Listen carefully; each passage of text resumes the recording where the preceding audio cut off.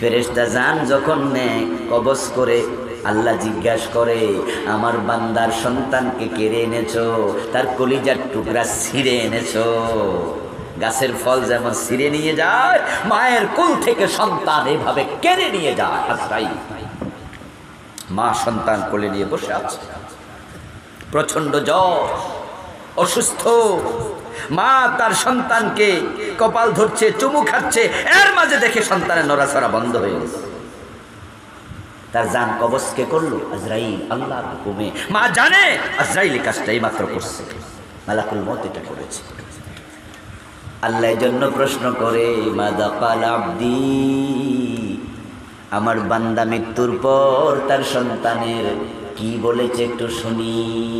বাবার কাছে ফোন গেল, কাপাসিয়া বাজারে, পাকন্দিয়া বাজারে দোকানদারি করে, বাড়ি থেকে ফোন গেল, আপনার ছেলে মরে গেছে, পানিতে ডুবে মরছে, বিদ্যুতে শক খাইয়া মরছে, এভাবে ওভাবে মারা গেছে, গাড়ি অ্যাক্সিডেন্ট করে মরে গেছে। আপনার খবর পাইলেন, পাওয়ার পরে আপনি কি বলেন? আল্লাহ জিজ্ঞাসা করে।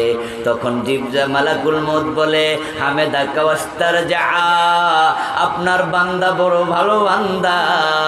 আপনার সন্তান মরার পরে সে বলছে, ইন্না লিল্লাহি ওয়া ইন্না ইলাইহি রাজিউন।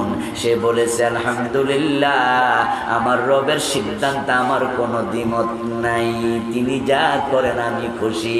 একাই আমার ছেলে মরে নাই, আমাকেও মরিতে হইবে। আল্লাহ বলে, ইন্না লিল্লাহ যদি পড়ে, আমি আল্লাহর সিদ্ধান্তে নারাজ না হইয়া খুশি থাকে, ইবনু লাহু বাইতান ফিল জান্নাহ ওয়াসাম্মুহু বাইতাল হামদ, আমি আল্লাহ তার উপর খুশি, তার জন্য জান্নাতে একটা বাড়ি বানাও, বাড়ির দরজায় লিখো এটা প্রশংসার বাড়ি।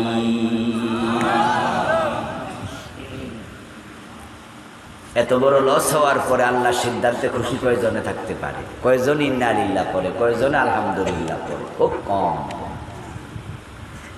আমরা লস হলে আল্লাহরে দায়ী করতে শুরু করে দিই, আল্লাহর দোষ দিতে শুরু করি, তাকদীর আল্লাহর দোষ।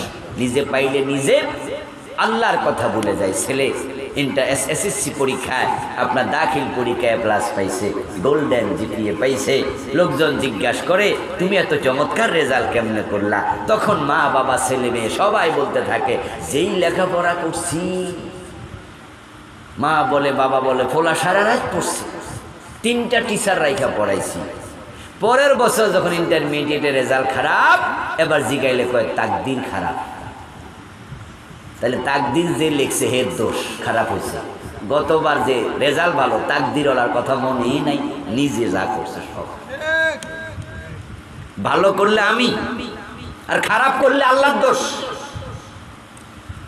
আমাদের দেশের মানুষ অকৃতজ্ঞ। এই জন্য দেখবেন যারা বিয়ের ঘটকালি করে, যারা বিয়ের ঘটকালি করে, ঘটকালি তো বোঝেন নাকি? কি আপনাদের এলাকায় কি রাহবরি? রাহবার, ও আচ্ছা, রাহবার, রাহবরি করে, ঘটকালি করে। এই শব্দ তো আমি আর জানতাম না, রাহবরি আজকে শুনলাম, এলেম হইল একটু। রাহবরি করে, বিয়ের ব্যাপারে ঘটকালি করে। যদি ভালো মাইয়া পায় তাহলে আমার ফল আর কোফাল, এরপর আমার যে ছেলে যোগ্য, ঘটকের কোনো নামই নাই, কিন্তু বউ খারাপ হলে কই বেড়া আমাদের গজব করে দিচ্ছে,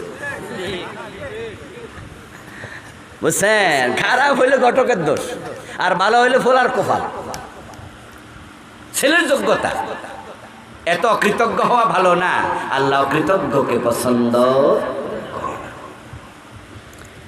আল্লাহ তাআলা বলছে, ইয়া আইয়ুহাল্লাযীনা আমানু দুখুলু ফিস-সিলমি কাফা, একটি পরিপূর্ণ ধর্ম দিলাম ইসলাম, এটা দিয়ে আমি খুশি। এখন তোমরা যারা ইসলাম পাইছো, তোমরাও খুশি হয়ে যাও। আর ইসলাম পাইয়া খুশি তার প্রমাণ হবে তখন জীবনের সব জায়গায় ইসলাম মানতে রাজি থাকবেন যখন। এই ভাইয়েরা একটু কথা বলেন তো আমার সাথে দয়া করে, ইসলাম পাই আপনারা খুশি না বেজার? খুশি। ইসলামের সর ধরে হাত কাটার আইন আছে না নাই? 53 বছরের কয়দিন কাটছেন? তো খুশি হইলে কাটলেন না কেন?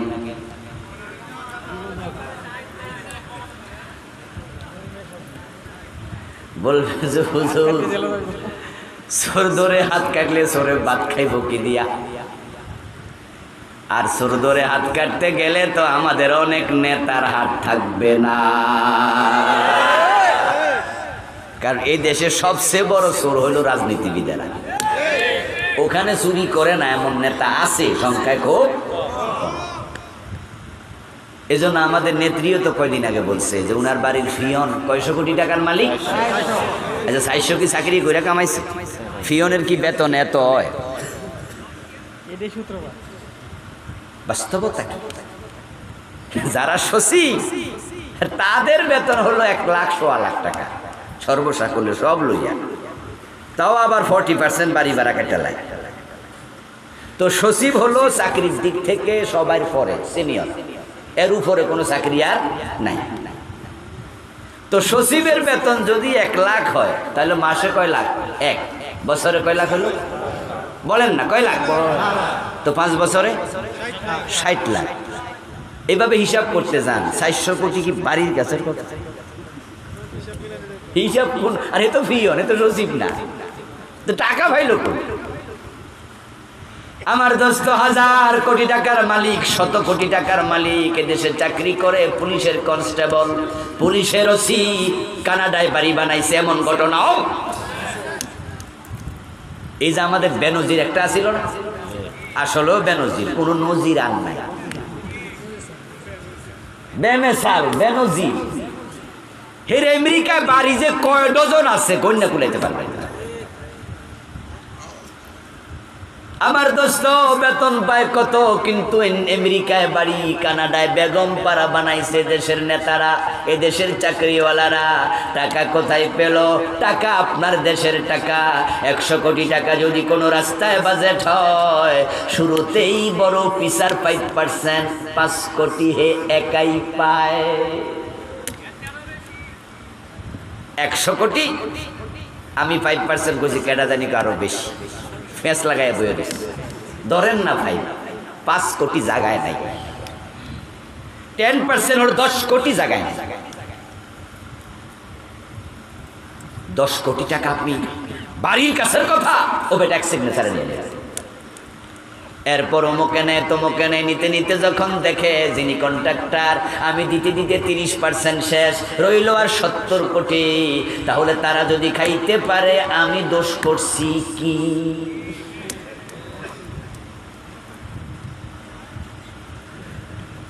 হুজুর যদি ডিম চুরি করে খায়, ছাত্র মুরগি খেয়ে নেয়, ওইটাই নিয়ম।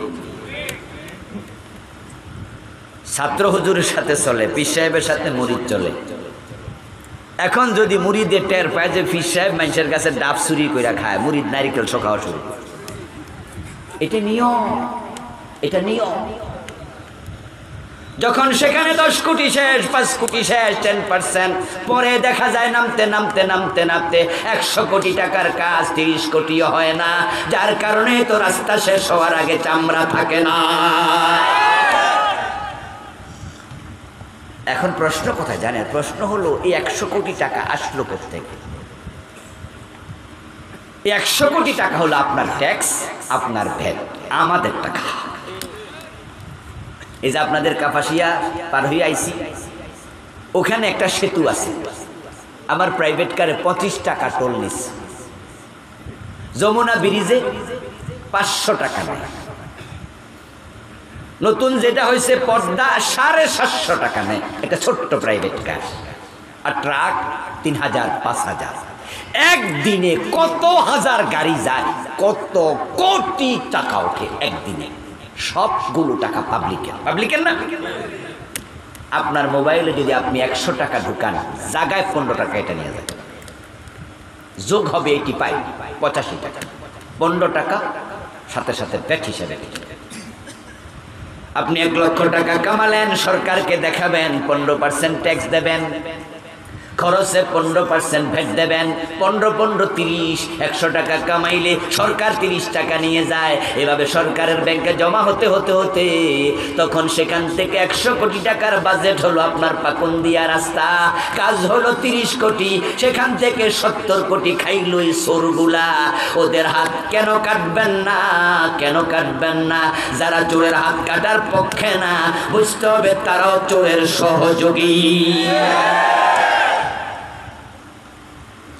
আমরা ইসলাম পাইয়া খুশি আলহামদুলিল্লাহ। এই জন্য আমরা বলি চোরের হাত কাটার আইন করিতেই হবে। এখন আপনারা তো 53 বছর এমন সরকার বানাইছেন, এমন লোকদেরকে এমপি বানান, মন্ত্রী বানান, যারা সংবিধান এই পর্যন্ত 17 বার চেঞ্জ করেছে, তাদের সুবিধা মতো করছে, কিন্তু চোর ধরে যে জেলে দেয় এটা চেঞ্জ করে হাত কাটার আইন তারা করে না। কারণ তারা জানে এটা করলে চুরি বন্ধ হবে, আর চুরি বন্ধ হলে তারা খাবে কি? আর আমরা বলি আমরা প্রয়োজন উপাস থাকবো, হালাল খেয়ে বাঁচবো, ওমরের মতো ওসমানের মতো দেশ চালাবো, চুরি ডাকাতি হতে দেব না। কিন্তু এই ইসলাম ওয়ালাদেরকে আপনাদের পছন্দ হয় না। আপনারা ঘুরে ফিরে ওদের কাছে যান, আবার মাহফিল আইসা আপনারা এখন ঠিক যে কোন রাজে ঠিক বুঝাই কঠিন। দেশটা সোনার বাংলা, আসলে সোনার বাংলা। যে কবি আমার সোনার বাংলা লিখছে রবীন্দ্রনাথ ঠাকুর, এবেটাও ইউকেতে গেছে, সে বিরাতে গেছে, বিদেশ ঘুরছে, তো ঘুরে টুরেই লিখছে। আমিও বাস্তবতা তাই মনে করি। আমি অনেকগুলো দেশে আল্লাহ আমাকে যাওয়ার সুযোগ দিয়েছে। এই অগাস্টেও আমি কাতারে গিয়েছি, আমেরিকায়, আপনার তুরস্কে গিয়েছি, আমেরিকায় গিয়েছি, 22 দিন ছিলাম। পৃথিবীর অনেক দেশ আল্লাহ আমাকে দেখার সুযোগ দিয়েছে। আমি দেখেছি যে আসলে আমার দেশের মাটি সোনার মতোই। এই দেশটা গরিব থাকার কথা না। আমেরিকায় গিয়ে দেখেছি ওখানকার লোকেরা শীতকালে বলে, হুজুর 3 মাস 4 মাস আমরা বরফে ঢাকা থাকি। 2021 একবার গেলাম, মাত্র 10 দিন ছিলাম আমেরিকায়, শীতকাল ছিল। 2-3 দিন পরেই আমার নাকের ভিতরে রক্ত জমে গেল শীতের কারণে। টান দিয়ে দেখি ব্লাড। আমি আমার বাঙালি এক ভাইকে বললাম যে ভাই এত ঠান্ডা, আমার তো রক্ত বের হচ্ছে। উনি বলল হুজুর শীতটা এখনো আসেই নাই। শীত দেখবেন হুজুর ডিসেম্বরের 15 থেকে জানুয়ারি ফেব্রুয়ারি। আমি কই আল্লাহ যেন আমার না দেখা। উড়াল দিয়ে চলে আসতে মন চাইছে। বলে হুজুর 2 ফিট 2.5 ফিট পর্যন্ত তুষার জমে, রাস্তার মাঝে এই পর্যন্ত বুক পর্যন্ত জমে যায়। আমাদের প্রাইভেট কার বরফের নিচে চলে যায়। গাছগুলোতে একটা পাতা থাকে না। 3 মাস ফসল হয় না, ফল হয় না। আপনি ইউকেতে ফল হয় না, ফসল হয় না। আপনার তুরস্কে ওখানে গিয়ে দেখি ঘরের ছাদ সব এরকম। আমি জিজ্ঞাসা করলাম কার্ভ করা কেন? বলল বরফ জমলে গলতে সুবিধা। বরফ থাকে 3 থেকে 4 মাস, পুরা দেশ থেকে যায়। আর আমার দেশে 12 মাস সুন্দর আবহাওয়া, কোনো না কোনো ফসল হচ্ছেই। ওদের গাছে তো থাকে না, সব বরফের নিচে চলে যায়, ফসল হবে কেন?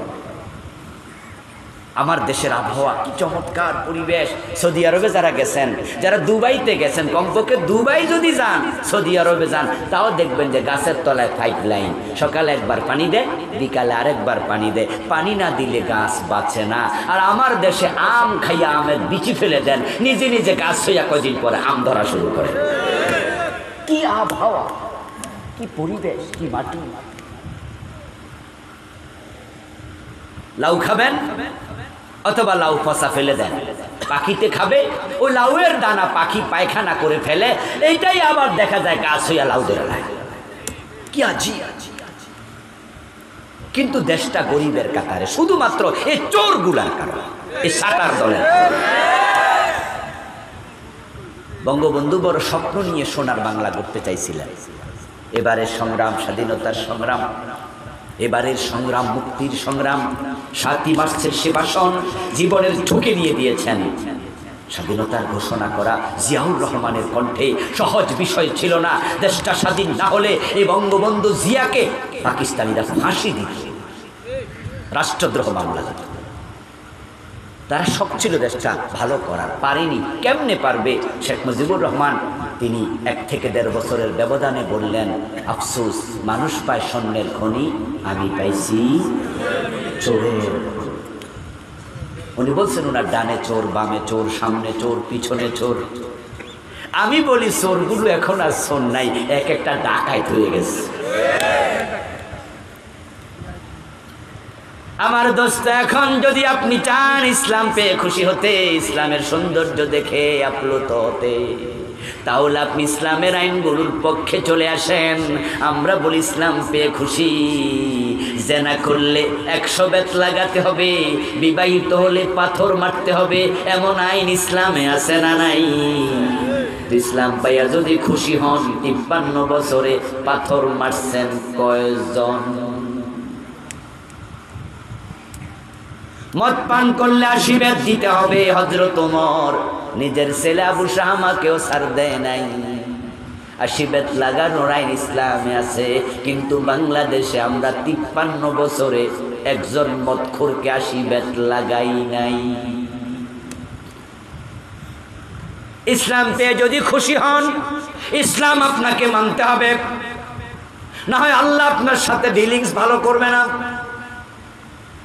আল্লাহ শয়তানকেও বলেছিল আদমরে সিজদা কর, যেখানে অর্ডার করছিলেন ফেরেশতাদেরকে, সেখানে শয়তানও ছিল, ইবলিস ছিল, কিন্তু সব ফেরেশতা সিজদা করলো, আল্লাহর কথা মানলো।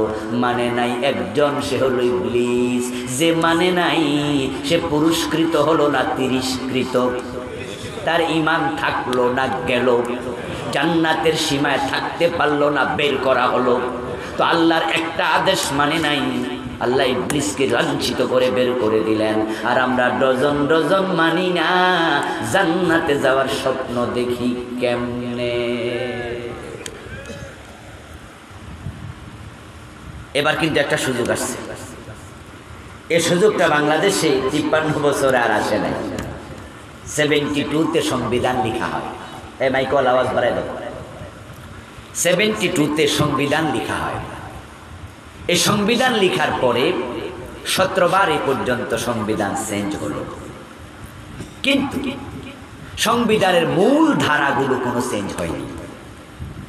এবারে বৈষম্য বিরোধী আন্দোলনের সফলতার পরে সংবিধানের অনেকগুলো স্থগিত, যেমন প্রধানমন্ত্রীর সাথে সংশ্লিষ্ট সব ধারা মুলতবি, কারণ প্রধানমন্ত্রী তো নাই। মন্ত্রী পরিষদের সাথে সংশ্লিষ্ট সকল ধারা মুলতবি, মন্ত্রী পরিষদই নাই। 300 এমপির সাথে সংশ্লিষ্ট সব ধারা মুলতবি। 300 মন্ত্রী একসাথে পালিয়েছে, 300 এমপি একসাথে পালিয়েছে, এমপি তো নাই। এভাবে অনেক ধারা মুলতবি হয়ে গেছে। শুধু আমরা যদি মুসলমানেরা মাথা উঁচু করে বলতে পারি, বাকিগুলা মুলতবি করে দাও। ডক্টর কামালের লেখা ধর্মনিরপেক্ষ সংবিধান লাগবে না, কোরআনকে সংবিধান বানাতে হবে। সুযোগে মানুষ শুরু করুন, কথা বলুন, বলতেই হবে। ইসলামকে পাকঘর থেকে সংসদ করে দিতে হবে। প্রিয় নবীজি বলেছিলেন, দ্বীন আল ইসলাম ইয়াদু ওয়া লা ইউতা। আল্লাহর নবী মুহাম্মদ সাল্লাল্লাহু আলাইহি ওয়াসাল্লাম বলেন, ইসলাম বিজয়ী হতে এসেছে, ইসলাম পরাজিত হতে আসে নাই। ইসলাম আসছে বিজয়ী হতে। আপনাদের কাছে একটু জিজ্ঞাসা করি, একটু বলুন তো, বাংলাদেশের ইসলাম কি বিজয়ী না পরাজিত? যারা চুপ করে আছেন বলেন না, একটু বলুন না। বাংলাদেশ ইসলাম কি বিজয়ী না পরাজিত? ইসলাম কি পরাজিত হতে এসেছে? তা আপনারা ইসলাম ওরা চুপ করে আছেন কেন? আপনার নামাজ, রোজা, হজ, যাকাতে করাতে ইসলাম শেষ নাকি? ইসলাম তো কমপ্লিট কোড অফ লাইফ।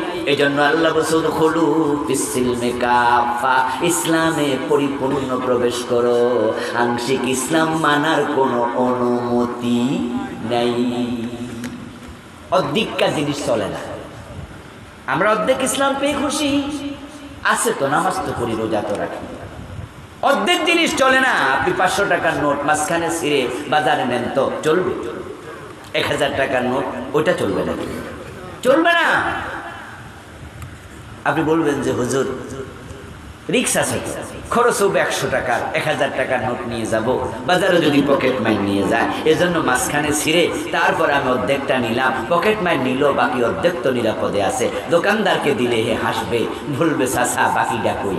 আপনি যদি বলেন বেডা এটা তো 500 টাকার মূল্যমান, অর্ধেক 1000 টাকার অর্ধেক কত জানোস, খরচ মাত্র 100, বাকি 400 ফিরাই দেবে। ফজরের নামাজ 2 রাকাত ফরজ, 1 রাকাত পরে বাড়ি চলে যান, 1 রাকাত না পড়ে ওই 1 রাকাতের সওয়াব পাবেন কতটুকু? অর্ধেক আল্লাহ নেয় না। রমাদানে রোজা রাখছেন, 12:30 বাজে ইফতার করে নিলেন, ভাবলেন মনে মনে 6-7 ঘন্টা রাখছি, সওয়াব তো 50% পাইছি, বাস্তবে সওয়াব পাবেন। আল্লাহ অর্ধেক রোজা নেয় না। ওদখুলু ফিস-সিলমি কাফা, সে আল্লাহ বলে ইসলাম যখন মেনেছ পরিপূর্ণ প্রবেশ করো। আপনাদের এলাকায় যখন মশা বেড়ে যায়, মশা থেকে বাঁচার জন্য মশারি টানানোর একটা নিয়ম বাংলাদেশে আছে, এই এলাকায় আছে? আপনারা মশারি টানান তো? মাঝে মাঝে টানান। আচ্ছা, মশারি যখন টানান আপনি দেহের কোন অংশ মশারির বাহিরে রাখেন? রাখেন না। যদি আপনি মশারির ভিতরে ঢোকেন মশা থেকে বাঁচার জন্য, আর আপনি পা ঢুকালেন, মাথা ঢুকালেন, বডি ঢুকালেন, হাতটা বাহিরে রেখে দিলেন, এলাকার মশারা বেজান না খুশি? মশা বলবে একটুকু চলে, এবং এলাকার বন্ধু বান্ধবরাও গানে গানে দাওয়াত দেবে, আয় আয় আয় যে আপদ বসছে খাইয়া যা। এবার হাত যদি পায়, হাতের মাঝে হুল বসায়, মশা কামড় দেয়, ম্যালেরিয়ার জীবাণু যদি হাতে ঢোকে, তাহলে বডির সমস্যা আছে না নাই? তো বডি তো মশারির ভিতরে সমস্যা কেন? শুধু হাতে সমস্যা হোক গা। এই চিন্তা আমরা কেউ লালন করি না। আমরা বুঝি হাত দিয়ে পুরা দেহ শেষ, ম্যালেরিয়ার জীবাণু ঢুকে যাবে, ডেঙ্গু জ্বর হয়ে যাবে, অসুস্থতা বেড়ে যাবে, তাই আমরা কেউ দেহের কোন অংশ মশারির বাহিরে রাখি না। আমরা পুরাটা ঢুকাইয়া নিজেকে নিরাপদ করি। জাহান্নাম থেকে বাঁচতে চাইলে ইসলামে পুরা ঢোকো, জীবনের কোন অংশ ইসলামের বাহিরে রাখিও না। কিন্তু হতভাগা মুসলিম জাতি, তারা ইসলামের মতো ধর্ম পাইয়া তারা লেনিনের কাছে যায়, কার্ল মার্কসের কাছে যায়, মাও জেদুংয়ের কাছে যায়, জর্জ ওয়াশিংটনের কাছে যায়, মহাত্মা গান্ধীর কাছে যায়, তারা অমুকের কাছে তমুকের কাছে যায়। তারা যখন অর্থনীতি নিয়ে পড়ে তখন তারা পড়ে পুঁজিবাদ আর সমাজতন্ত্রবাদ। আপনারা গ্রামে গঞ্জের মানুষ, হাই থটের আলোচনা সবাই নিতেও পারবেন না, জাস্ট অতটুকু বলি।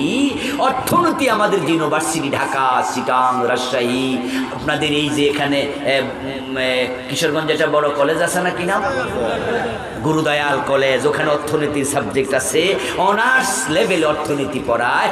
যত ইউনিভার্সিটি ইসলামী অর্থনীতি একটাতেও নাই, নট এ সিঙ্গল ইউনিভার্সিটি।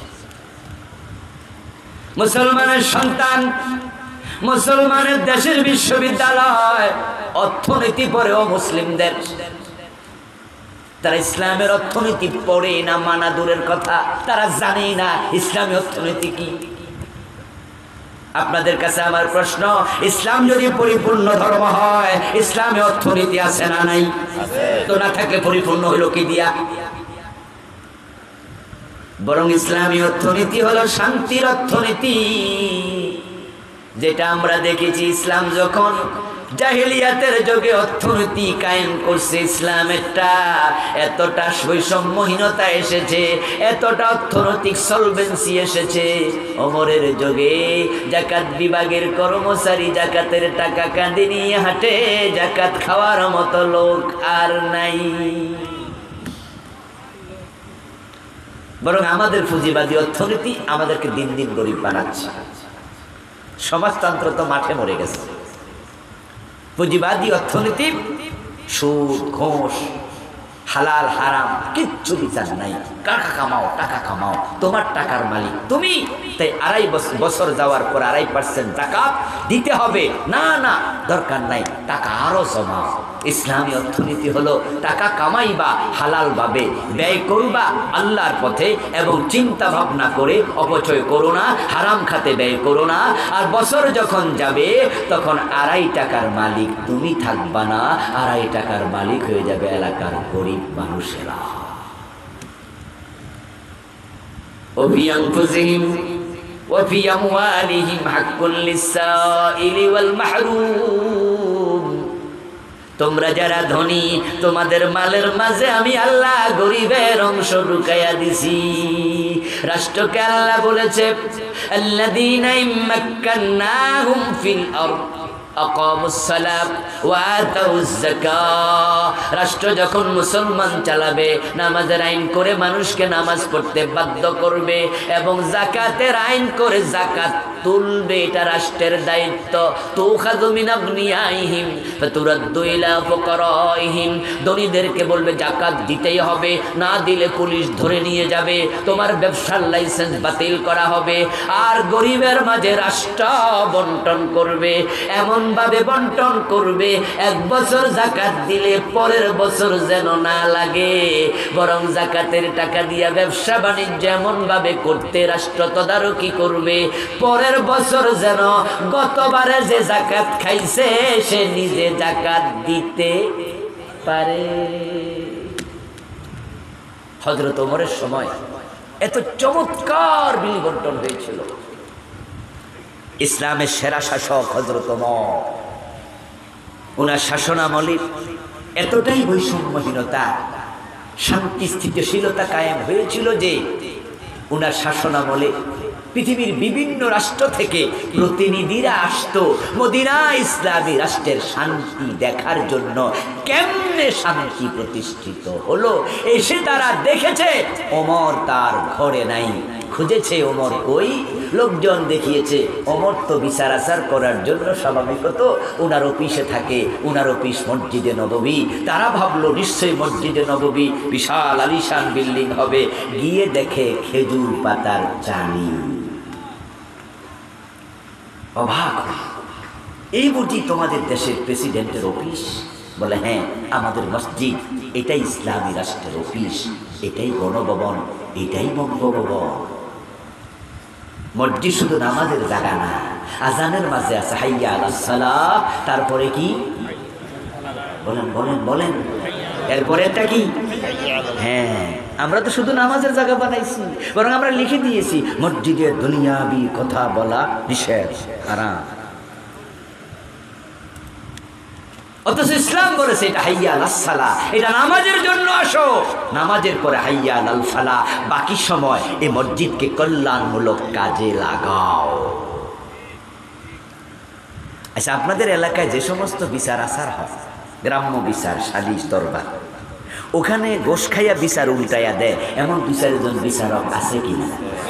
ওই বিচারগুলো যদি মসজিদের ভিতরে হইতো তাহলে যে গোশ খায় হেতেও কিন্তু একটু ডরাইতো, হইতো যে আল্লাহ গজব নি পড়ে। ভাই বলেন না, ঠিক কিনা? ঠিক কিনা? ওই বিচারটাই মসজিদে হইতো, তাহলে গোশ খায় না বিচারকও কিন্তু একটু ডরাইতো, ভয় পাইতো। মসজিদ হাইয়া আলাস সালাহ, মসজিদ হাইয়া আলাল ফালাহ, এটা কল্যাণের জায়গা। হযরত ওমর মসজিদে নববীতে বসে অর্ধ দুনিয়া চালাইছে, অর্ধ পৃথিবী করেছ শাসন। ধুলার তখ্তে বসে খেজুর পাতার প্রাসাদ তোমার বারে বারে গেছে খসে। লোকেরা অবাক হয়, এইটা বুঝি তোমাদের গণভবন বঙ্গভবন? বলে হ্যাঁ। আচ্ছা বুঝলাম, তো তোমাদের প্রেসিডেন্ট ওমর কোথায়? উনার সাথে সাক্ষাৎ করার জন্য আমরা অমুক জায়গা থেকে এসেছি। লোকজন বলে ওমরকে তো দেখছি কিছুক্ষণ আগে ওই গাছতলে শুয়ে আছে। কি বলো? প্রেসিডেন্ট গাছতলে শুয়ে আছে? মস্করা করছো না তো আমাদের সাথে? বলে না না, আপনি গিয়ে দেখেন। ওরা গিয়ে দেখে গায়ে কোনো দামি পোশাকও নাই, কোনো রকম একটা জামা গায়ে, নিচে কোনো বিছনা চাদর নাই, ঠিকই গাছের ছায়া, মাটির মাঝে অর্ধ দুনিয়ার সম্রাট ওমর একা শুয়ে আছে, কোনো বডিগার্ড নাই। শান্তি কাকে বলে? আর আমাদের দেশের এমপি যদি কোনো এলাকায় যায়, এক গাড়ি পুলিশ নেই। মন্ত্রী যদি যায় তাহলে কয় গাড়ি? ওরে বাবা, সামনে এক গাড়ি, পিছনে এক গাড়ি, ফু ফু ফু ফু করে করে যাওয়া। আর প্রধানমন্ত্রী কোথাও গেলে কয় গাড়ি?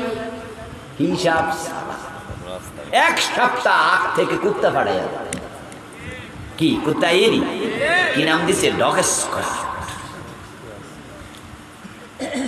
এনএসআই, ডিএসবি, এসএসএফ, সেনাবাহিনী, পুলিশ, র্যাব, বিজিবি, আর কি লাগবো, দলীয় নেতা কর্মী, এক সপ্তাহ আগে সব কিছু বাবারি বাবা। আর প্রোগ্রামের দিন তো রাস্তাঘাট সব। এরপরও টেনশন, কোন দিয়ে আবার কি পড়ে কয়া যায় না। আর অর্ধ দুনিয়ার সম্রাট ওমর মদিনা থেকে জেরুজালেম চলে গেলেন একা একা। উটের রশি টানার জন্য শুধু একজন চাকর, সাথে কোনো বডিগার্ডের প্রয়োজন নাই। ইসলাম কি শান্তি এনেছিল, সে ইসলাম এখনো আছে, কিন্তু শান্তি নাই। ইসলাম আমরা দেশে কায়েম করতে ব্যর্থ হয়েছি। তাই আমরা মানুষের কলিজায় ভয় ঢুকাতে পারি না, আল্লাহ ভয় ঢুকাতে পারি। কেমনে ঢুকবে? কোরআন তো চর্চাই নাই, চর্চাই তো নাই। প্রাইমারিতে কোরআন নাই, হাই স্কুলে কোরআন নাই, ইউনিভার্সিটিতে কোরআন নাই। বরং আমাদের বাচ্চারা এমন সাবজেক্ট পড়ে, অনার্স ফার্স্ট ইয়ার থেকে লাস্ট ইয়ার পর্যন্ত আলিফ বা তা সা এক নাম্বারও নাই। এমন সাবজেক্ট অনেক, ফিজিক্স, কেমিস্ট্রি, বায়োলজি, বাংলা, সাহিত্য, ইতিহাস, বিজ্ঞান, ভূগোল, সাবজেক্ট শত শত এমন সাবজেক্ট আছে। আল্লাহর কোরআন, নৈতিক শিক্ষা এক নাম্বারও নাই। পুরাটা জীবন পড়লো, ইসলামই শিখলো না, দেখে কোরআনটাই পড়তে পারে না। এমন পচা সিলেবাস বানাইছো। এমন সিলেবাস হওয়া দরকার ছিল, প্রত্যেকটা ছাত্র মেট্রিক পাশের আগে যেন বিশুদ্ধ কোরআন পড়তে পারে। এটা কি অসম্ভব ছিল? অসম্ভব ছিল। ও মুসলমান, ইসলাম তোমরা পেয়েছো, কিন্তু অর্থনীতির জন্য তোমরা যাও সেখানে লেনিন, কার্ল মার্কসের কাছে, তোমরা যাও পুঁজিবাদীদের কাছে। রাজনীতির জন্য তোমরা যাও অমুক তমুকের কাছে। নবী মুহাম্মদকে তোমার পছন্দ হয় না, তাই তুমি রাজনৈতিক নেতা আরেকজন রে বানায়া বসে আছো। নবী মুহাম্মদ দুনিয়ার সবচেয়ে সেরা রাজনীতিবিদ, ওনার মতো সেরা রাজনীতিবিদ পৃথিবীতে একজন নাই।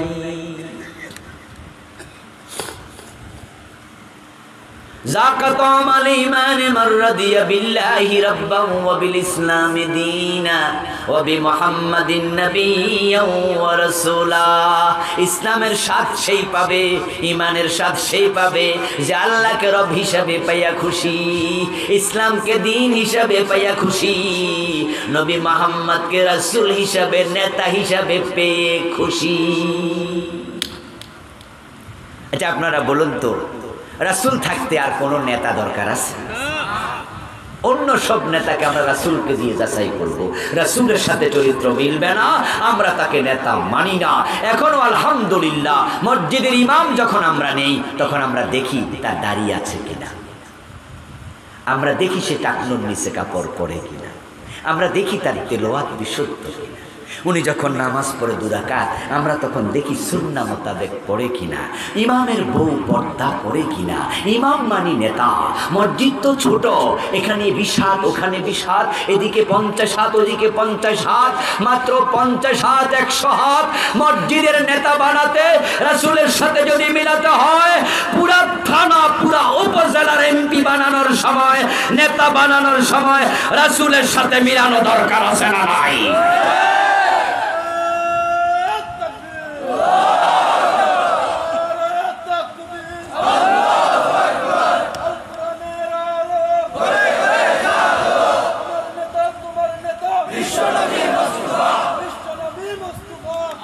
আমার প্রিয় ভাই, আমরা মসজিদের ইমাম নীতি কিন্তু রাসূলের সাথে মিলাই। ইমাম শব্দের অর্থ কি? যারা জানেন তারা বলেন না। ইমাম অর্থ কি? নেতা। আচ্ছা, মসজিদের ইমাম বড় নেতা না সমাজের যারা এমপি মন্ত্রী তারা বড় নেতা?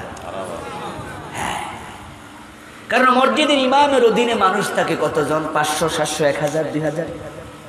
আর একজন এমপি, ঢাকা শহরে যিনি এমপি, তার অধীনে মানুষ থাকে 10 লাখ, 20 লাখ, 30 লাখ।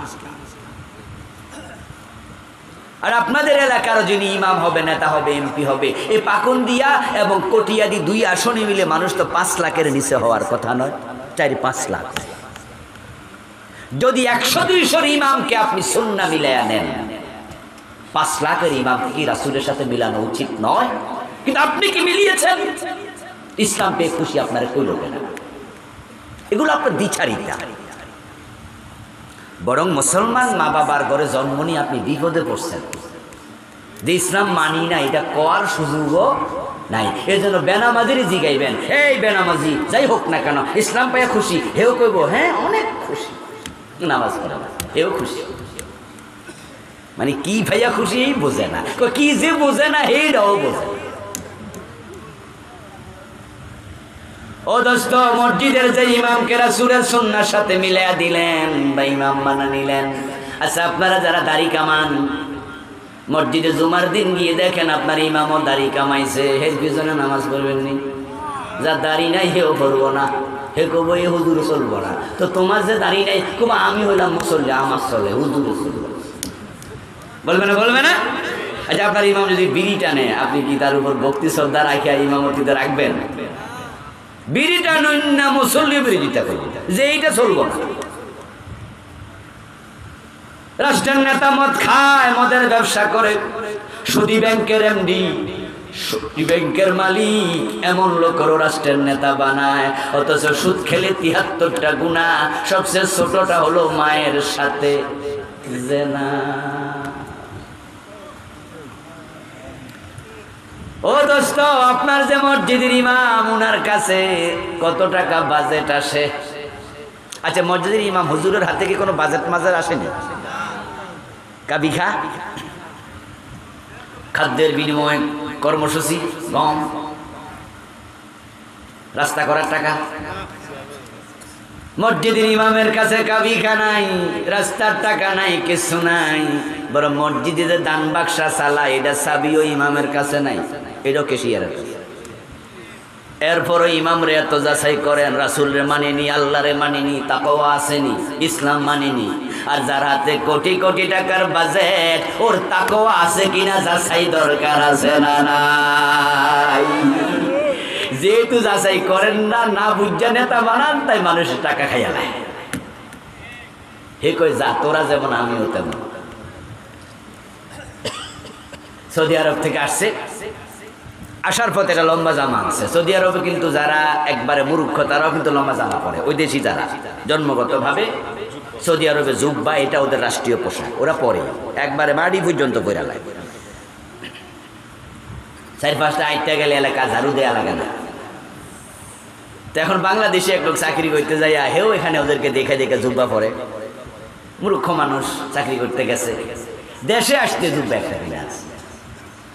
এখন বাংলাদেশে আইসো ওই জুব্বা গাদ দিয়া বাজারে গেছে, তো টুপি মাথায় দিয়া জুব্বা গাদ দিয়া যখন গেছে, এলাকার লোকেরা তো মনে করছে নিশ্চয়ই অনেক বড় হুজুর আইছে। এখন মাগরিবের নামাজের টাইমে সামনে ডাকাইয়া দিছে, হুজুর ইমাম আমনেও। হে বলতেছে না না না, এইসব আমার দিও না। বলেন কি, এত বড় হুজুর হইব না, কেডা হইব? আর এখন প্রথম রাকাতে কুল আউযু বিরাব্বিন নাস করে লেছে। এখন প্রথম রাকাতে কুল আউযু বিরাব্বিন নাস পড়া ভাবে, তাইলে পরের রাকাতে পড়মু সূরা এত নিচে আর নাই। বাঙ্গা জায়গা দিয়ে ফলার ছাড়া উপায় নাই। এমন লোকদেরকে আমরা ইমাম বানাইয়া দেই, সে যাচাই নাই, বাছাই নাই, শুধুমাত্র অমুক দল দিছে, ওই দল দিছে, তাই আপনার নেতা হয়ে গেছে। বড় কুত্তা থাকলে বুঝি ইমাম হওয়া যায়? আপনার দল দিছে তো। এই ভাই, দলের কাছে বিবেক বন্ধক কেন দেন? আমিও একটা দল সাপোর্ট করি, কিন্তু যদি আমার এলাকায় আমার দল এমন কাউকে দেয় যার ব্যাপারে আমি অসন্তুষ্ট, শরিয়ার সমস্যা আছে, আমি বলবো তোকে ভোট না দিয়া ভোট পছানো ভালো, পছাইয়া দেবো তোকে। বিবেকের দায়বদ্ধতা থাকতে হবে। ইসলামের মতো সুন্দর ধর্ম পৃথিবীতে কি আর আছে? কল্পনা করতে পারবেন না।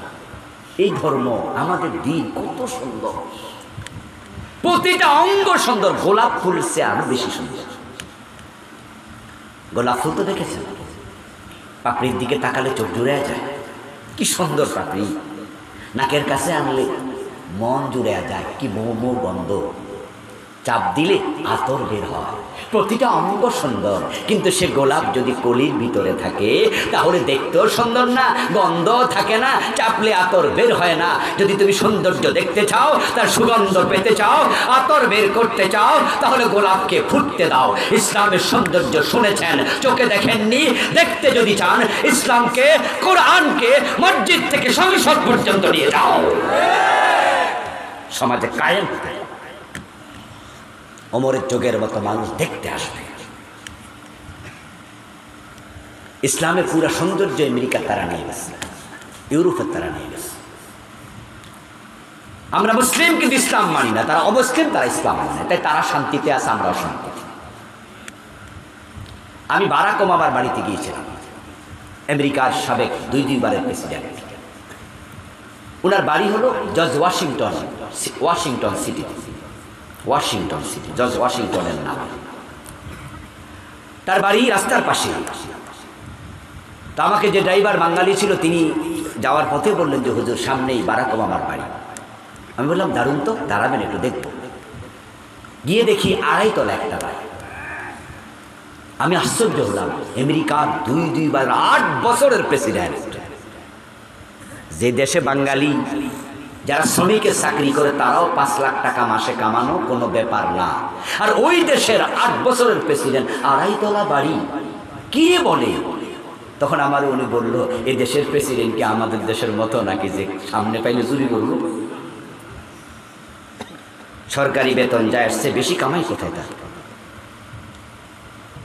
ইসলামে তাই ছিল, হারাম খাওয়া যাবে না, হাজার কোটি টাকা খাওয়া যাবে না, হারাম। ইসলামের সৌন্দর্য আমেরিকা নিয়েছে, চুরি করে না, মিথ্যা বলে না। আমরা তো পানি খেয়ে এই যে বোতল, পানি খাওয়ার পরে আমরা এটা রাস্তায় ফেলে দিই, কলা খাওয়ার পরে কলা শিল্কা রাস্তায় ফেলে দেই। আপনি ইউরোপে যান, আমেরিকায় যান, অনেক দেশে দেখবেন যে তারা কোনো ময়লা রাস্তায় ফেলবে না। পরিচ্ছন্নতার শিক্ষা ইসলাম দিয়েছে, সবার আগে বলেছে পরিচ্ছন্নতা ঈমানের অংশ, পবিত্রতা ঈমানের অংশ। ঘুম থেকে উঠে কি আমরা বাসি মুখে চা খাই, বাসি মুখে খানা শুরু করি, নাকি ওযু করি? কথা বলে না কেন? আমাদের অভ্যাস কি? সকালবেলা ঘুম থেকে উঠে খানা শুরু করেন, আমরা ওযু করি। ইসলাম আমাদের শিখিয়েছে পবিত্রতা। ইসলাম যারা মানে না, তারা তাদের বিছনায় চা খায়, এটার নাম কি জানি দিয়েছে? Yes, bed. জানে দেখি অনেকে, মানে মুখে যা আছে ময়লা টয়লা তা লইয়া খাইলে চোখ মুছতে মুছতে, এটার নাম দিয়েছে বেড। আর আমার ইসলাম বলেছে ঘুম থেকে উঠবে, মুখ ধো, হাত ধো, মাথা মাসে করো, পা ধো, ওযু করো, নামাজ পড়ো। পবিত্রতা ইসলাম শিখিয়েছে। আর আমরা যত নোংরামি করি, ইসলাম শিখিয়েছে ওজনে কম দিও না, মালে ভেজাল দিও না, মানুষকে ধোকা দিও না। নবীজি মুহাম্মদ বলেছে, মান খাদা ফালাইসা মিন্না, যে মানুষকে ধোকা দেয় সে আমার উম্মত থাকে না। অথচ এই উম্মত সবচেয়ে বড় ধোকাবাজি করছে। মাথায় টুপি, গায়ে পাঞ্জাবি, মুখে দাড়ি, গাই গরু বিক্রি করতে বাজারে নেবে, ওলান ফুলাইয়া মোটা করে, গরুর বাছুরকে 3 দিন খাইতে দেয় না। পাবলিক দেখবে অনেক দুধ, আসলে কি এত দুধ? ধোকাবাজি।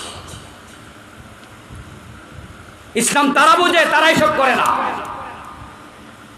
অমুসলিমরা অনেকেই ইউরোপে, আমেরিকাতে তারা মিথ্যা কথা বলে যে ব্যবসা করে, এটা বুঝেই না। আর আমরা বলি মিথ্যা সারা নাকি ব্যবসায়ী হয়। ইসলাম পেয়ে খুশি, এই কথাটাই আমার আজকের আলোচ্য বিষয়। যদি আপনি খুশি, এটাই সত্য হয়, তাহলে পরিপূর্ণ ইসলামে ঢুকুন, আপনার স্ত্রীকে পর্দায় রাখুন। নিজের যুবতী মেয়ে বোরকা ছাড়া কলেজে, ইউনিভার্সিটি যেতে দেবেন না। নিজে নামাজ পড়বেন, সন্তানকে পড়তে বাধ্য করবেন। আমার ঘরে খাবে, বেনামাজি হবে না, নামাজ পড়ো। আমার টাকায় পড়বে, বেপরদায় স্কুলে যাবে, মাথার চুল খোলে, হবে না, বোরকা পড়তে হবে। আমি পারবো না তোমাদের জন্য অনেক বেশি খাবার আনতে, হালাল টাকা, শুটকি হবে, ছোট মাছ খাবে, কম খেয়ে থাকবে, 3 বেলা নয় 2 বেলা খাবে, কুড়ে করে থাকবে, গাড়িতে লোকাল বাসে চলে ইউনিভার্সিটি যাবে, বাজারও কিনে দিতে পারবো না, প্রাইভেট কার হবে না, মোটর সাইকেল হবে না, হালাল একতেপা করুন। আল্লাহ দুনিয়া আখিরাতে কল্যাণ দিয়ে 2 হাত ভরপুর করে দেবে, দুনিয়ার জীবন কেটে যাবে, মরার সময় ফেরেশতা সালাম দিতে দিতে আল্লাহর জান্নাত পর্যন্ত পৌঁছে দেবে। এই জন্য আসল ইসলামকে আমরা লালন করি, ইসলামকে জীবনে ধারণ করি, ইসলামকে জীবনের বটম থেকে টপ লেভেল পর্যন্ত, পাকঘর থেকে সংসদ ভবন পর্যন্ত, ব্যক্তি জীবন থেকে আন্তর্জাতিক বলয় পর্যন্ত সব জায়গায় সাথে করে নিয়ে যাব। কোথাও হীনমন্যতায় ভুগবো না। আমরা যখন বিদেশে যাই তখন মাথার টুপি খুলে যাই না, গায়ের পাঞ্জাবিও খুলে যাই না, এই লম্বাটা গায়ে নিয়ে যাই। আমাকে দেখে কেউ বলবে হুজুর, বলুক না হুজুর, আমার কি আসে যায়, আমার ইসলাম আমাকে এটাই বলেছে, এভাবেই সাজায়। নরেন্দ্র মোদী এই দেশে আসার সময় যদি সে তার যেই দাড়ি ছিল দাড়ি কামিয়ে আসেনি, হিন্দুত্বের পরিচয় নিয়ে এসেছে। মনমোহন সিং যখন বাংলাদেশে এসেছে হাতের বালা খুলে আসেনি, শিখের পরিচয় নিয়ে এসেছে। আমেরিকার প্রেসিডেন্ট আসার সময় সে খ্রিস্টানের পরিচয় রেখে আসেনি, তার মতো পরিচয় দিয়ে সে এসেছে। আবার মুসলিম দেশের প্রেসিডেন্ট, প্রধানমন্ত্রী, নেতারা বাহিরে যাওয়ার সময় টুপি মাথায় দিয়ে কেউ যাবে নাকি? বলবে কি বলো, আমারও যদি বোঝা, আমি মুসলিম, আমি বুঝু, মানুষ বলবে কি তোমার রাসূলের মাথায় কি টুপি ছিল না? এই জন্য আসলে ইসলামকে ধারণ করুন, লালন করুন, মুসলিম হয়ে গর্ববোধ করুন। আল্লাহর বড় দয়া, একজন মুসলিম মায়ের পেটে আল্লাহ আপনাকে পৃথিবীতে পাঠিয়েছেন। তিনি চাইলে হিন্দুর পেটে পাঠাতেন, তখন ইসলাম খুঁজে পাওয়া এত সহজ ছিল না। আল্লাহ তাআলা আমাদের সকলকে পূর্ণাঙ্গ ইসলামকে জীবন অনুসরণ করে জীবন সাজানোর তৌফিক দান করুন, বলি আমিন। হাদা মা ইনদি ওয়াল ইলমু ইনদাল্লাহ আলাইহি তাওয়াক্কালতু ওয়া ইলাইহি উনীব। প্রিয় ভাইরা, আমরা সংক্ষেপে একটু দোয়া করে যেতে চাই।